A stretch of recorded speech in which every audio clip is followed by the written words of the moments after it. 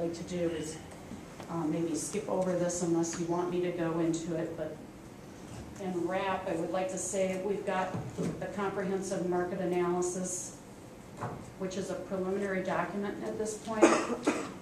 What you have is the first 21 pages, which is just the narrative, and that narrative has been posted online.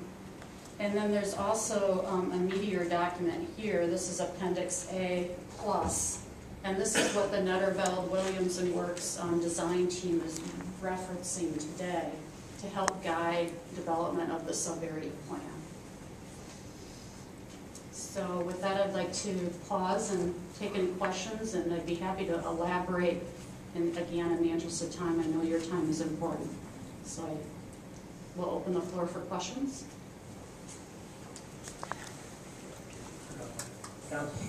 Yeah, back a couple pages toward the end, I believe. Right, that was the one before. That one? No. Where you had medical on there. Did you comment on that? I don't think you did. Right there. Or did you? Yes, I did. Again, we did a comparative analysis of the greater Grand Rapids market to other markets throughout Michigan, particularly. That's where you said we were soft. Yes, and I realize that Grand Rapids is very well known for being cutting edge on medical, advanced technology, research, top notch in those areas. I do believe that you are leaders for Michigan in those areas.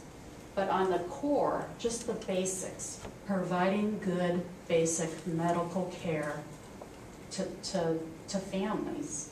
There are opportunities here where, believe it or not, the jobs per employee within your market doesn't measure up to some other fairly moderate markets. You know, even looking, we included places like Saginaw, Flint, Muskegon in the mix, as well as Oakland County, Ann Arbor, Kalamazoo.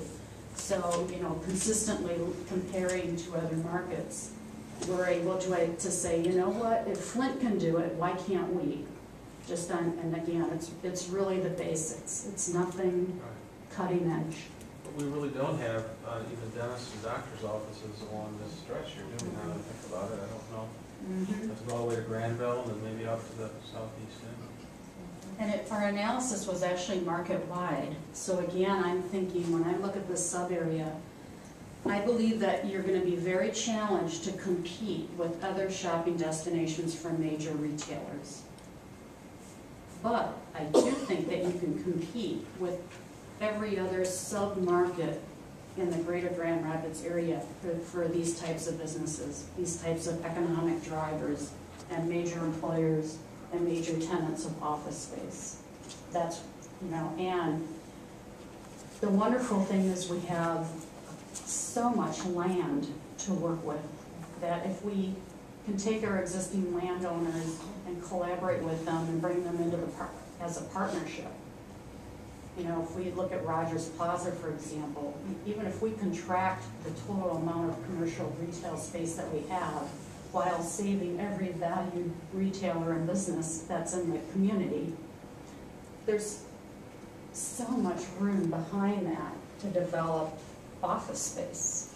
And your infrastructure's in, your labor force is in, your population density is here, there's a need for jobs. I really believe that this is a great way to diversify the risk and diversify the mix while still keeping retail as part of your legacy. Other questions? Joanne. Thank you. It's very, very interesting having been at the first meeting where we all kind of put our wish list in. Mm-hmm. I think it's so interesting to kind of see where this study is going, kind of opposite maybe a little bit of the wish list, because as residents are there doing the wish list, we had, you know, we probably had more pie in the sky kind of things that we'd love to see happen in Wyoming that maybe in what I'm hearing is not probably going to be reality. So it's interesting to think about Rogers Plaza because it's been a landmark in Wyoming for so long, and yet this study, if I'm hearing the message, is that probably there would be greater opportunity not to, I mean, a better opportunity not to have a Rogers Plaza, but have maybe, that would be the office or the housing, is the I love the view of the housing. And you're thinking, I mean, that's going up and down 28th Street also, it's a whole new concept, I think, that I had pictured in my mind. And But you're kind of, so your study really is kind of eliminating Rogers Plaza. It's a tired looking, I mean, I almost feel disloyal saying that.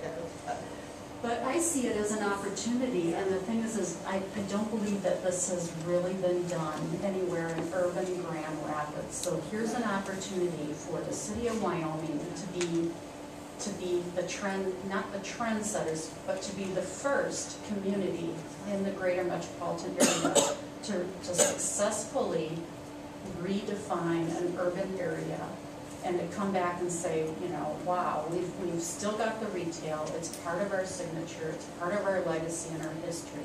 We haven't turned away from that, but we've been able to backfill and build up on both office and residential and really create a dynamic environment.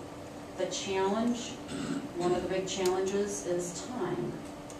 You know, economic recovery, absorption rates, getting those partnerships, finding the right developers, keeping good relationships with the existing landowners, fostering new business opportunities, creating a welcoming environment to, you know, transforming demographic, transitioning,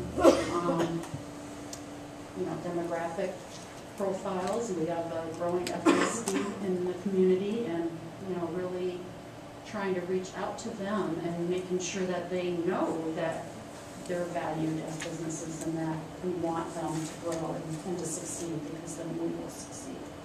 So I don't want to get on my soapbox. It's easy for me to get on my soapbox. Was part of your study to find out or to try to determine who comes to 20th Street to shop? I live far enough south. I'm looking at the shoe store across the street. I think I've been in that shoe store once. It's closer for me to go to the mall. And there's more variety there. But like, who's shopping at Rogers Plaza and who's shopping in these businesses right here?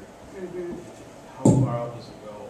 It doesn't go real far. I mean, it's not, it definitely is a trade area that's a sub-area within the Grand Rapids area. It's not reaching, it's certainly not reaching beyond Woodland Mall, Center Point. It's not reaching beyond Rivertown Crossing. It's certainly contained within that area.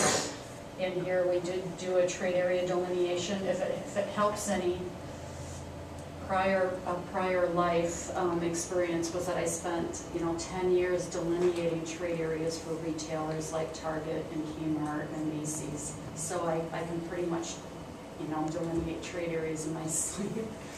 And it's pretty easy to come in and take a look at a market like this and identify, you know, reading the demographic profile of the shoppers who are in the stores, and reading the traffic that's going to competing retail destinations. That's part of the process.